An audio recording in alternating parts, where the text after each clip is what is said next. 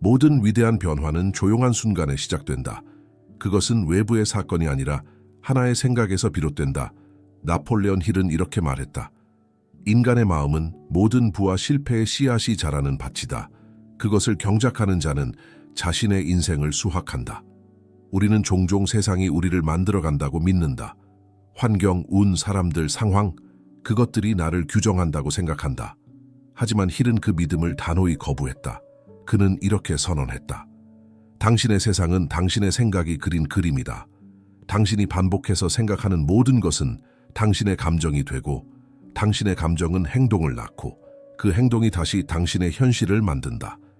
그 과정은 너무도 자연스러워 우리는 그것을 운명이라 착각한다. 그러나 그 운명이란 결국 당신이 무의식적으로 내린 수많은 작은 선택의 결과다. 마음은 창조자다. 그 안에는 두 개의 목소리가 존재한다. 하나는 이렇게 속삭인다. 나는 할 수 있다. 다른 하나는 조용히 반문한다. 정말 가능할까? 이 두 목소리 중 어느 쪽을 듣느냐에 따라 당신의 미래는 완전히 다른 길로 흘러간다. 잠재의식은 판단하지 않는다. 그것은 단지 당신이 가장 자주 믿은 명령을 실행하는 기계다. 그래서 힐은 경고했다. 당신이 생각하는 대로 살지 않으면 결국 당신은 사는 대로 생각하게 된다. 현대의 과학은 이미 그가 말한 것을 증명하고 있다. 신경학은 반복된 사고가 뇌의 구조를 바꾼다고 말한다. 심리학은 믿음이 행동을 형성하고 행동이 정체성을 만든다고 말한다. 그러나 힐은 이미 100년 전 이 진리를 간파했다. 그는 단순히 부자가 되는 법을 말한 것이 아니라 정신의 근본 구조를 다스리는 법을 전한 것이다. 그가 연구한 500명 이상의 성공가들, 에디슨, 포드, 카네기, 로큰펠러, 그들의 공통점은 단 하나였다. 그들은 모두 자신의 마음을 지배한 사람들이었다. 그들은 환경이 아닌 신념을 따랐다. 타인의 의심이 아닌 자기 내면의 비전을 따랐다. 그들의 성공은 재능의 결과가 아니라 생각을 통제한 결과였다. 하지만 그 길은 쉽지 않다. 마음을 지배한다는 것은 자기 안에 혼돈을 마주하고 의심을 꿰뚫고 자신의 어둠 속으로 들어가는 여정이기 때문이다. 그래서 힐은 정신적 지배 멘털 마스터리를 하루의 습관으로 만들라고 했다. 그것은 일시적 영감이 아니라 지속적인 훈련이다. 그는 말했다. 생각을 훈련하라. 그 생각이 당신을 훈련할 것이다. 이 영상은 힐이 평생 탐구했던 그 숨겨진 훈련법의 문을 연다. 그가 말한 성공은 단지 돈이나 명예가 아니었다. 그것은 의식의 힘을 되찾는 일, 즉 자신 안의 신적 가능성을 깨우는 일이었다. 당신이 이 영상을 보고 있다면 이미 그 과정은 시작되었다. 우연히 이 영상을 클릭한 것이 아니다. 당신의 잠재의식이 신호를 보낸 것이다. 이제 깨어나라. 이제 물어야 한다. 나는 내 마음을 지배할 것인가? 아니면 내 마음에게 지배당할 것인가? 모든 변화는 그 한 질문에서 시작된다. 나폴레온 힐은 말했다. 인간은 생각하는 대로 된다. 이 문장은 단순한 영감의 문구가 아니다. 그것은 인생 전체를 움직이는 보이지 않는 법칙의 선언문이다. 우리가 경험하는 현실은 언제나 내면에서 먼저 시작된다. 당신이 마음속에서 어떤 이미지를 품느냐에 따라 당신의 뇌는 그것을 현실로 인식하기 시작한다. 그리고 그것을 증명하기 위해 행동하고 결국 그 생각은 물질적 사건으로 나타난다. 이것이 바로 힐이 말한 정신현실 전이의 원리다. 그는 이를 단 한 문장으로 요약했다. 모든 것은 두 번 창조된다. 처음은 마음속에서, 두 번째는 세상 속에서. 그러므로 진정한 변화는 언제나 내면의 그림에서 시작된다. 당신이 자신을 할 수 없는 사람으로 상상하면 뇌는 그 이미지를 사실로 받아들인다. 그 결과 행동은 위축되고 현실은 그 믿음을 반영한다. 그러나 반대로 당신이 가능성을 상상하는 순간 신경계는 새로운 경로를 만든다. 그 이미지는 잠재의식 속에서 씨앗처럼 뿌려지고 시간이 지나면 행동과 결과로 피어난다. 히브리어의 창세기에는 이런 구절이 있다. 말씀이 있었다. 그리고 말씀이 곧 빛이 되었다. 나폴레온 힐은 이 문장을 정신의 창조 원리로 해석했다. 말씀 word이란 곧 생각, 즉 의식의 표현이다. 당신이 마음속으로 말하는 모든 문장은 당신의 세상 속에서 빛으로 형상화된다. 생각은 진동이다. 그 진동은 사람과 사건, 기회를 끌어당긴다. 그리고 같은 파장의 생각들은 서로를 인식하고 연결된다. 이것이 힐이 발견한 보이지 않는 인력의 법칙이다. 그는 이렇게 말했다. 성공하는 사람들은 사고의 주파수를 다르게 설정한다. 그들은 가능성의 진동에 머문다. 현대 과학의 양자역학은 이와 놀라운 일치를 보인다. 관찰하는 의식이 입자의 상태를 바꾼다는 원리, 즉 관찰자가 현실을 만든다. 힐은 이미 인간의 마음이 그 관찰자라는 사실을 알고 있었다. 그러나 대부분의 사람들은 이 진리를 무의식적으로 사용한다. 그들은 부정적인 이미지를 매일 되새기고 그 불안을 현실로 만든다. 그들은 두려움을 상상하고 그 두려움을 끌어들인다. 그들의 마음은 늘 현실을 만들고 있지만 그 현실은 스스로의 불신으로 채워져 있다. 그러므로 힐은 이렇게 강조했다. 당신의 마음을 경계하라. 그곳이야말로 당신의 천국이자 지옥이다. 그의 제자들은 묻곤 했다. 힐 선생님, 생각만으로 정말 세상을 바꿀 수 있습니까? 그는 미소 지으며 대답했다. 생각만으로는 부족하지만 생각이 없는 행동은 방향을 잃는다. 모든 행동은 먼저 생각 속에서 길을 얻는다. 그렇다, 생각은 출발점이다. 하지만 그것은 단지 씨앗이다. 그 씨앗이 자라기 위해선 욕망, 믿음, 행동이라는 토양과 햇빛이 필요하다. 이것이 바로 다음 장에서 다룰 주제다. 욕망의 불꽃, 변화의 첫 번째 비밀. 모든 위대한 삶은 그 불에서 시작된다. 나폴레온 힐은 그의 모든 연구를 관통하는 한 가지 결론에 도달했다. 그것은 단순하지만 강력한 진리였다. 모든 위대한 성공은 강렬한 욕망에서 시작된다. 그는 욕망을 단순한 감정이 아니라 영혼의 에너지라고 보았다. 그 에너지는 인간을 움직이고 무의식의 힘을 깨우며 불가능을 가능으로 바꾼다. 하지만 대부분의 사람들은 욕망을 두려워한다. 그들은 이렇게 배워왔다. 욕망은 위험하다. 욕망은 죄다. 그러나 힐은 그것을 정반대로 해석했다. 욕망이 없는 삶이야말로 가장 큰 죄다. 욕망은 불이다. 그 불은 당신을 태울 수도 있고 당신을 밝힐 수도 있다. 그것을 두려워하지 말고 다스려야 한다. 진짜 성공가들은 욕망을 억누르지 않는다. 그들은 그 불을 목표로 향하게 하여 인생의 연료로 삼는다. 그는 앤드류 카네기와의 첫 만남에서 이 법칙을 체험했다. 카네기는 힐에게 물었다. 젊은이여, 당신은 평생을 바쳐 성공의 철학을 연구할 용기가 있는가? 힐은 주저하지 않고 대답했다. 예, 있습니다. 저는 그 일을 원합니다. 그 순간 그의 인생은 완전히 달라졌다. 그의 욕망은 단순한 호기심이 아니라 자신의 존재를 태우는 의식적인 결단이었다. 그 결단이 그의 무의식을 깨웠고 그 무의식이 길을 만들었다. 욕망은 단순한 원함이 아니다. 그것은 자신에게 명령을 내리는 힘이다. 그것은 나는 이것을 이루겠다는 내면의 선언이자 우주에 대한 약속이다. 그 약속은 진동이 되어 사람과 기회를 끌어당긴다. 하지만 대부분의 사람들은 욕망이 약하거나 쉽게 흔들린다. 그들은 목표를 정하지만 조금만 어려워도 포기한다. 그 이유는 욕망이 충분히 불타오르지 않기 때문이다. 힐은 말했다. 희망은 불씨에 불과하다. 욕망은 그 불씨를 태워 불꽃으로 만든다. 그는 욕망을 5가지 단계로 구분했다. 첫째, 단순한 바람 wish. 둘째, 구체적 목표 desire. 셋째, 감정적 확신 belief. 넷째, 행동 action. 다섯째, 집착 같은 집중 persistence. 그 5단계를 통과한 욕망은 더 이상 감정이 아니다. 그것은 현실을 움직이는 힘이 된다. 욕망이 없는 목표는 종이 위의 글자에 불과하다. 그러나 욕망이 깃든 목표는 영혼의 명령이 된다. 그 명령은 당신을 앞으로 밀어내고 당신의 피로와 두려움을 이긴다. 히브리어로 영혼은 네페쉬, NPSH라고 한다. 그 의미는 호흡, 생명력이다. 욕망은 바로 그 생명력의 숨결이다. 그 숨결이 꺼지면 인간은 살아있어도 죽은 것과 같다. 그러므로 욕망은 단지 물질적 욕구가 아니라 영혼의 방향을 찾는 나침반이다. 당신이 진정 원하는 것이 무엇인지 명확히 하라. 그것이 당신의 불씨다. 그 불을 꺼뜨리지 말고 매일 조금씩 더 강하게 피워 올려라. 욕망은 결국 당신을 행동으로 이끈다. 그리고 행동은 당신의 운명을 바꾼다.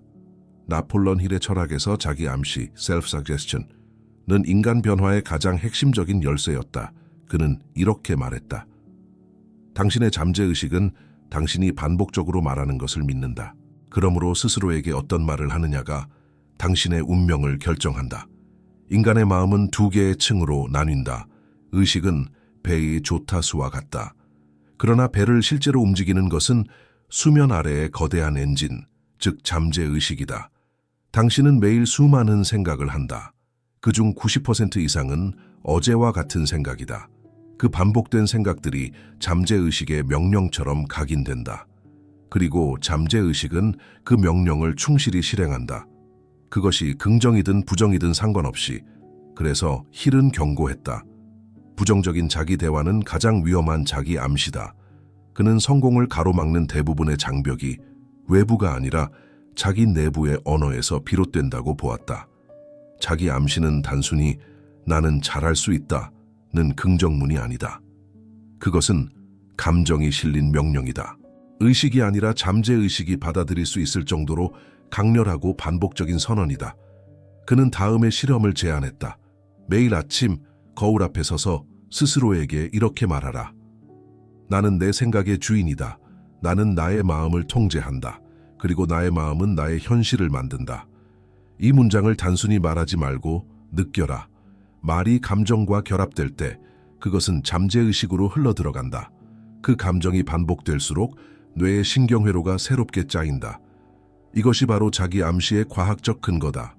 현대 신경과학은 이를 신경가소성, 뉴로플라스티시티이라 부른다.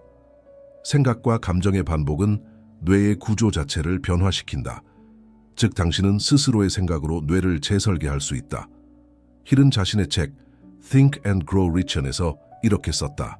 당신이 반복적으로 마음속에 그리는 생각은 당신의 잠재의식의 씨앗을 뿌린다. 그리고 그 씨앗은 반드시 현실로 자란다. 그는 수많은 제자들에게 자기 암시 문장을 쓰게 했다. 그리고 그것을 매일 소리내어 읽게 했다. 그 단순한 습관이 그들의 잠재의식을 재교육했다. 그 결과 그들은 행동이 변하고 결국 인생이 변했다. 자기 암시의 힘은 마치 정신의 최면과 같다. 당신이 스스로에게 어떤 이야기를 들려주는가, 그것이 당신의 현실을 결정한다. 잠재의식은 비판하지 않는다. 그것은 단지 받아들이고 실행할 뿐이다. 그렇다면 지금 당신은 어떤 암시를 자신에게 주고 있는가? 나는 피곤해. 나는 실패자야. 나는 운이 없어. 이 문장들은 당신의 잠재의식에 독이 된다. 대신 이렇게 바꿔야 한다. 나는 성장하고 있다. 나는 내 길 위에 있다. 나는 이미 충분하다. 이것은 단순한 위로가 아니다. 그것은 당신의 정신적 회로를 다시 쓰는 언어적 의식 행위다. 처음에는 믿지 못할 것이다. 그러나 반복은 믿음을 만든다. 믿음은 행동을 만들고 행동은 결과를 만든다. 이것이 힐이 발견한 자기 암시의 연금술이다. 당신이 매일 스스로에게 던지는 말 한마디가 당신의 내일을 결정한다. 그러므로 지금 이 순간부터 당신의 언어를 선택하라. 그것이 바로 마음을 지배하는 첫걸음이다. 나폴레옹 힐은 두려움을 인간의 가장 큰 감옥이라고 불렀다. 그는 말했다. 대부분의 사람들은 가난 때문이 아니라 두려움 때문에 실패한다. 두려움은 눈에 보이지 않지만 그 영향력은 삶 전체를 조종한다. 그것은 우리가 도전하지 못하게 만들고 기회를 포기하게 하며 결국 자기 자신을 작게 만들게 한다. 그러나 힐은 두려움을 적으로 보지 않았다. 그는 두려움을 자기 이해의 신호로 여겼다. 그는 이렇게 말했다. 두려움은 당신이 성장해야 할 방향을 알려주는 나침반이다. 두려움이 일어나는 방향이 바로 당신이 나아가야 할 길이다. 왜냐하면 그 길은 당신의 한계를 깨는 방향이기 때문이다. 그것은 당신의 새로운 자아가 기다리고 있는 문이다. 그는 두려움의 6가지 근원을 정의했다. 가난에 대한 두려움, 비판에 대한 두려움, 질병에 대한 두려움, 사랑의 상실에 대한 두려움, 노화에 대한 두려움, 죽음에 대한 두려움. 이 6가지 두려움은 대부분의 인간 행동을 조종한다. 그리고 그들은 잠재의식에 깊이 뿌리 박혀 있다. 당신이 이 두려움의 언어로 스스로에게 이야기할수록 당신의 잠재의식은 그것을 현실로 만든다. 그래서 힐은 제자들에게 훈련을 시켰다. 두려움을 관찰하되 동일시하지 말 것. 즉, 두려움이 오면 그것을 나라고 착각하지 말고 그저 나의 마음이 만들어낸 생각으로 볼 것. 그는 이렇게 가르쳤다. 두려움을 바라보는 순간 그 두려움은 더 이상 당신을 지배할 수 없다. 이것은 단순한 철학이 아니라 심리학적 진리다. 뇌의 편도체는 위험을 인식할 때 즉시 반응한다. 그러나 당신이 의식적으로 그 감정을 바라보면 전전두엽이 활성화되어 반응을 조절한다. 즉, 관찰은 두려움을 무력화시킨다. 히브리 성서에 이런 문장이 있다. 내가 두려움 속에 걸을지라도 나는 악을 두려워하지 않으리니. 이 말은 믿음의 선언이 아니라 의식의 각성을 말한다. 두려움을 없애는 것이 아니라 그 속에서도 걷는 것. 히치는 이렇게 말했다. 두려움은 사라지지 않는다. 당신이 앞으로 걸을 때 그 두려움이 당신 뒤로 사라질 뿐이다. 그가 강조한 것은 행동이었다. 행동은 두려움의 반대다. 두려움은 생각 속에서만 자란다. 행동하는 순간 그 두려움은 빛에 노출되어 사라진다. 그는 에디슨과 포드를 예로 들었다. 둘 다 수없이 실패했지만 멈추지 않았다. 그들은 두려움을 분석하지 않았다. 그저 행동으로 녹였다. 그것이 그들의 위대함이었다. 힐은 말했다. 용기란 두려움이 없는 상태가 아니다. 두려움에도 불구하고 행동하는 힘이다. 당신이 지금 무엇을 두려워하고 있는가? 비판일까? 실패일까? 변화일까? 그 두려움이 당신을 지배하게 두지 마라. 그 두려움은 단지 하나의 신호다. 당신이 더 커질 준비가 되었음을 알려주는 신호. 당신이 한 걸음 내딛는 순간 세상은 당신의 새로운 진동에 반응한다. 그 한 걸음이 당신의 인생을 바꾼다. 두려움은 당신의 적이 아니라 당신의 스승이다. 나폴레온 힐은 말했다. 행동 없는 신념은 불임불엔의 생각이다. 즉, 아무리 위대한 생각과 비전이 있어도 행동이 뒤따르지 않으면 아무것도 태어나지 않는다. 그는 수백 명의 성공가들을 연구하며 한 가지 공통점을 발견했다. 그들은 모두 행동하는 사람들이었다. 그들은 완벽한 때를 기다리지 않았다. 조건이 갖추어지지 않아도 그냥 시작했다. 그리고 그 시작이 바로 기적을 만들어냈다. 우리는 종종 준비가 될 때 시작하려고 한다. 그러나 힐은 그것이 가장 큰 착각이라고 했다. 준비는 행동 속에서 이루어진다. 그는 강조했다. 지식이 힘이 되는 것은 그 지식이 행동으로 옮겨질 때뿐이다. 행동은 당신의 신념을 현실로 옮기는 달이다. 생각이 씨앗이라면 행동은 그것을 땅 속에 심는 손이다. 그 손이 움직이지 않으면 그 어떤 씨앗도 결코 자라지 않는다. 그러나 사람들은 종종 이렇게 말한다. 나는 동기부여가 안 돼. 지금은 기분이 아니야. 하지만 힐은 단호했다. 동기부여는 행동의 결과이지 전제가 아니다. 즉, 행동하면 에너지가 생긴다. 움직임이 생각보다 먼저다. 그것이 생물학의 법칙이며 심리학의 진실이다. 당신이 한 걸음 내디딜 때 몸은 의식보다 먼저 변화한다. 그리고 그 변화가 당신의 감정을 끌어올린다. 그는 포드의 말을 인용했다. 움직이지 않는 생각은 썩는다. 그 말은 단순한 비유가 아니다. 행동은 생각에 생명을 준다. 당신이 움직이지 않는다면 당신의 아이디어와 꿈은 결국 퇴색되고 의심으로 덮이게 된다. 히치는 말했다. 성공은 거대한 도약이 아니라 매일의 작은 반복이다. 그는 행동을 근육이라고 표현했다. 매일 반복할수록 강해지고 한 번 멈추면 약해진다. 그는 제자들에게 하루 루틴을 만들게 했다. 단 30분이라도 집중해서 자신이 정한 목표를 향한 행동을 할 것. 그것이 글쓰기든 공부든 계획 세우기든 상관없다. 핵심은 매일 같은 시간 같은 의식으로 움직이는 것. 그것이 자기 지배력의 뼈대가 된다. 행동은 단순한 노력 이상의 의미를 갖는다. 그것은 정신적 선언이다. 당신이 우주에 이렇게 말하는 것이다. 나는 진심이다. 그리고 우주는 언제나 진심에게 반응한다. 기회, 사람, 자원이 마치 우연처럼 보이지만 사실 그것은 당신의 진동에 맞춰 다가온다. 그 시작은 항상 하나의 행동에서 비롯된다. 그렇다면 질문하라. 오늘 당신이 해야 할 단 한 가지 행동은 무엇인가? 그 행동이 작더라도 그것이 당신의 에너지를 바꿀 것이다. 그리고 그 에너지가 당신의 운명을 바꿀 것이다. 히치는 마지막으로 이렇게 말했다. 작은 행동이 반복되면 그것은 운명이 된다. 행동은 단순한 물리적 움직임이 아니라 당신의 신념이 세상과 맞닿는 의식의 움직임이다. 오늘 당신이 움직이면 내일의 당신은 이미 달라져 있다. 행동은 마음을 정렬시키고 마음은 현실을 창조한다. 나폴레온 힐이 세상에 남긴 가장 혁신적인 아이디어 중 하나는 바로 바츠보 마스터마인드 원리, The Mastermind Principle였다. 그는 이렇게 정의했다. 두 개 이상의 마음이 완벽한 조화로 연결될 때 그 사이에는 제3의 보이지 않는 힘이 태어난다. 이 개념은 단순한 협력 이상의 의미를 가진다. 그것은 의식의 융합, 즉 인간 정신의 집단적 진동이 만들어내는 창조의 장창을 말한다. 힐은 자신의 성공 철학을 연구하면서 한 가지 패턴을 발견했다. 세계를 바꾼 위대한 인물들은 결코 혼자서 성공하지 않았다는 것이다. 에디슨 곁에는 발명을 함께 구상한 파트너들이 있었고, 포드 곁에는 기술자와 경영자가 있었으며, 앤드류 카네기는 스스로를 마스터마인드의 결과물이라고 불렀다. 그는 말했다. 나는 혼자가 아니다. 내 곁에는 나보다 현명한 사람들이 있고 그들과의 조화가 내 운명을 만들어냈다.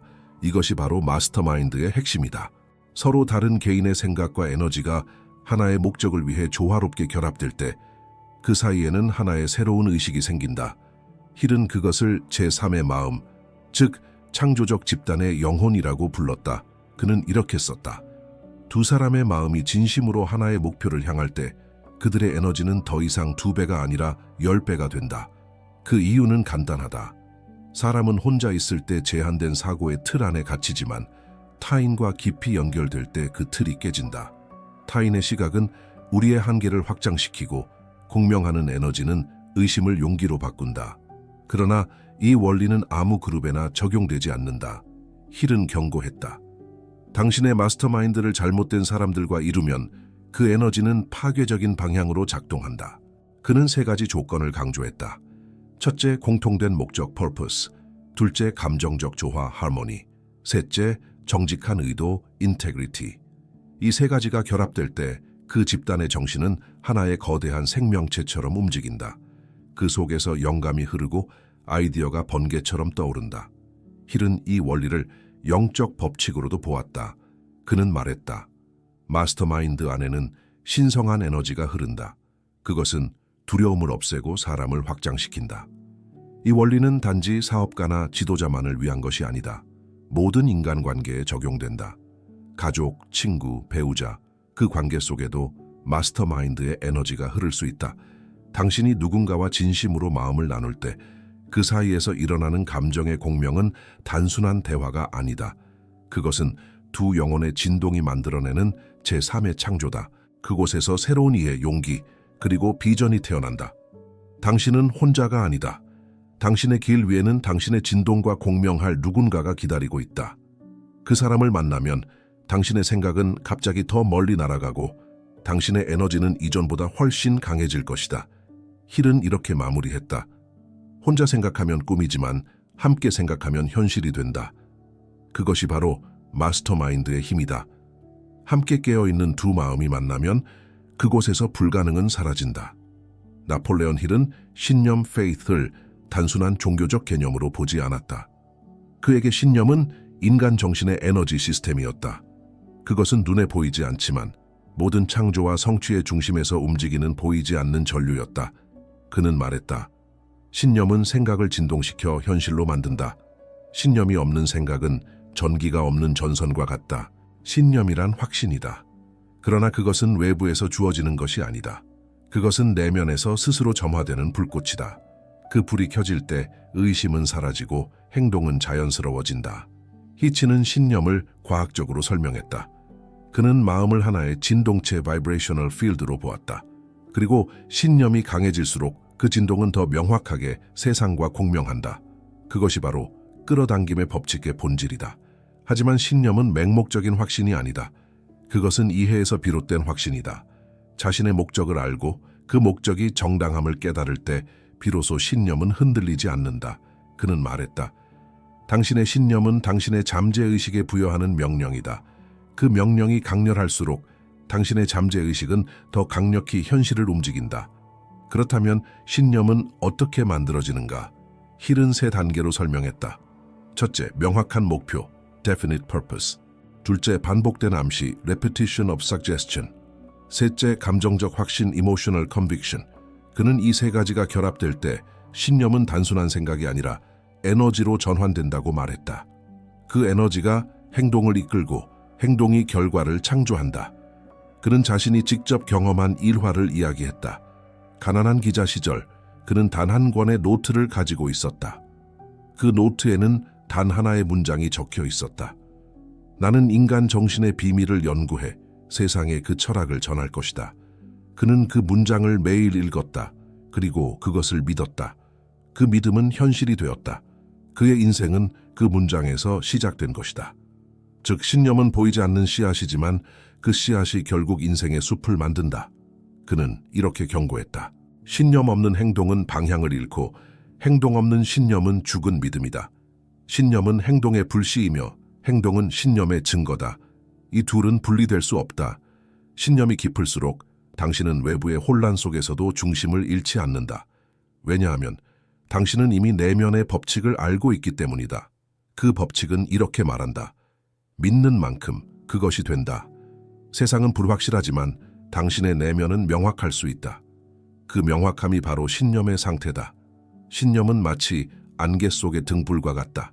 그 빛이 약하면 길을 잃지만 그 빛이 강하면 어둠이 아무리 짙어도 방향을 잃지 않는다. 당신이 믿음을 선택하는 순간 당신은 이미 승리한 것이다. 왜냐하면 그 순간 당신은 더 이상 외부에 끌려다니는 존재가 아니라 스스로의 에너지를 창조하는 존재가 되기 때문이다. 나폴론 힐은 인간의 마음이 진동하는 에너지라는 사실을 누구보다 잘 이해했다. 그는 이렇게 말했다. 감사, 간시는 모든 진동 중 가장 높은 파장이다. 감사는 풍요를 부르고 불평은 결핍을 부른다. 감사는 단순한 예의나 긍정적 태도가 아니다. 그것은 마음의 주파수를 바꾸는 의식적인 선택이다. 감사하는 순간 당신의 사고와 감정은 결핍의 진동에서 벗어나 풍요의 진동으로 전환된다. 그것이 바로 우주가 응답하는 언어다. 히치는 자신의 제자들에게 이런 훈련을 시켰다. 매일 아침 일어나자마자 지금 내가 감사할 수 있는 세 가지를 적을 것. 작은 일이라도 좋다. 그는 말했다. 감사는 당신의 마음을 재조율하는 첫 번째 연습이다. 이 간단한 행위가 잠재의식을 변화시킨다. 왜냐하면 감사의 감정은 이미 충분하다는 신호를 우주에 보낸다. 그러면 우주는 그 진동에 맞춰 더 많은 것을 흐르게 한다. 풍요는 언제나 감사하는 자에게 머문다. 하지만 감사만으로는 부족하다. 힐은 그것에 시각화, visualization을 더했다. 시각화란 단순한 상상이 아니다. 그것은 감정이 동반된 생생한 체험의 재현이다. 그는 말했다. 당신이 원하는 것을 이미 얻은 것처럼 느껴라. 그 감정이 현실을 앞당긴다. 잠재의식은 현재와 미래를 구분하지 못한다. 그것은 오직 느낌, 필링을 인식한다. 그래서 당신이 감사와 함께 시각화할 때 당신의 잠재의식은 이미 그 현실이 이루어졌다고 믿는다. 그리고 그 믿음이 새로운 행동과 기회를 만들어낸다. 이것은 마치 음악과 같다. 감사는 멜로디이고 시각화는 그 멜로디에 생명을 부여하는 리듬이다. 이 두 가지가 조화를 이루면 당신의 내면은 조용히 새로운 현실을 작곡하기 시작한다. 그는 제자들에게 이렇게 말했다. 당신이 원하는 것을 머리로만 상상하지 말라. 그것을 가슴으로 느껴라. 그때 당신의 영혼이 그것을 창조하기 시작한다. 한 제자는 매일 같은 시간에 조용히 앉아 자신이 원하는 삶을 상상했다. 그는 가난했지만 자신이 풍요롭게 살고 있는 모습을 감사하며 시각화했다. 1년 후 그는 자신이 그렸던 삶을 실제로 살고 있었다. 그의 삶은 완벽하게 마음의 그림대로 흘러갔다. 이것이 바로 힐이 말한 마음의 마법이다. 그것은 환상이 아니라 당신의 의식이 세상을 조율하는 실제의 힘이다. 감사와 시각화는 단지 긍정적인 생각의 훈련이 아니다. 그것은 영혼의 진동을 풍요의 주파수로 맞추는 행위다. 그 상태에 있을 때 당신은 결핍이 아닌 완전함 속에서 행동하게 된다. 그리고 그 행동이 또 다른 풍요를 부른다. 히치는 말했다. 풍요를 원한다면 먼저 풍요를 느껴라. 이것이 단순하지만 가장 깊은 비밀이다. 오늘부터 시작하라. 작은 감사, 짧은 시각화라도 좋다. 그 반복이 잠재의식의 리듬을 바꿀 것이다. 그리고 어느 날 당신의 현실이 그 진동에 맞춰 변해 있을 것이다. 나폴레옹 힐의 철학은 결국 한 문장으로 요약된다. 당신의 마음이 당신의 운명이다. 그는 인생의 모든 성취와 실패가 외부의 환경이 아니라 내면의 상태에서 비롯된다고 보았다. 당신의 생각, 당신의 믿음, 당신의 감정, 이 세 가지가 당신의 현실을 결정한다. 그는 말했다. 사람은 자신이 믿는 대로 된다. 그리고 자신이 믿는 대로 산다. 지금 당신이 살고 있는 삶은 우연히 만들어진 것이 아니다. 그것은 당신이 어제까지 자신에게 내렸던 무수한 정신적 명령의 결과다. 그 명령은 반복되었고 그 반복은 습관이 되었으며 그 습관은 결국 운명이 되었다. 하지만 힐은 이렇게 덧붙였다. 좋은 소식이 있다. 당신은 언제든 그 명령을 바꿀 수 있다. 그것이 바로 인간 의식의 위대함이다. 당신은 생각을 바꿀 수 있고 믿음을 새롭게 할 수 있으며 감정을 다시 조율할 수 있다. 즉, 당신은 자신의 운명을 다시 쓸 수 있는 존재다. 그는 말했다.